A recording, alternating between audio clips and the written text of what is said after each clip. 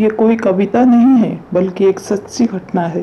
ठंड का मौसम था, सुबह का समय था, ठंड भी अपनी चरम सीमा पर थी।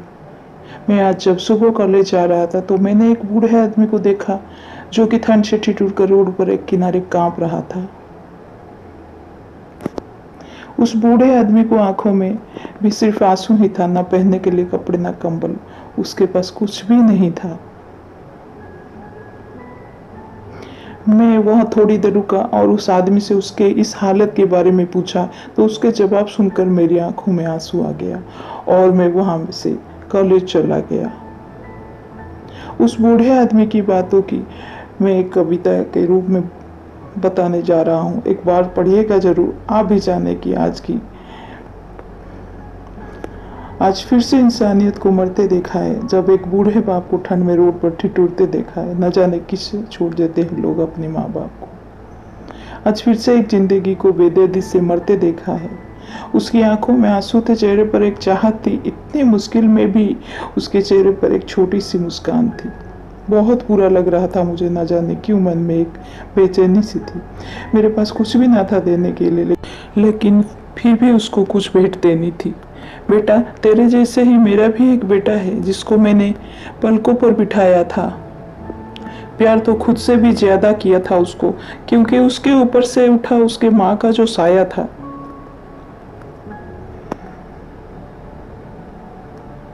माँ बाप होकर उसकी एक माँ का भी प्यार दिया। शायद कुछ इस कारण से उसने मुझे आज घर से निकाल दिया। ना सोचा था मैंने भी कभी ऐसी भी घड़ी आएगी।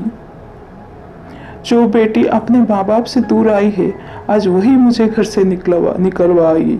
मैंने बेटे को बहुत समझाया, अपने किए हर प्यार को बताया था, पर बेटे के मन में जैसे एक अंधकार सा छाया था।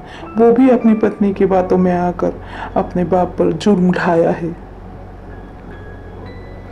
जिस बाप ने बेटे के लिए अपनी सारी खुशियां त्याग दी, आज वो जैसे हुआ कोई पराया है।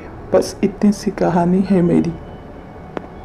उसकी आंखों में आंसू आ गए, प्यार की झलक भी दिख रही थी। वो बोला, मैंने भी बहुत प्यार किया था अपने बेटे को, पर आज कुछ इस कदर बहाया गया हूं।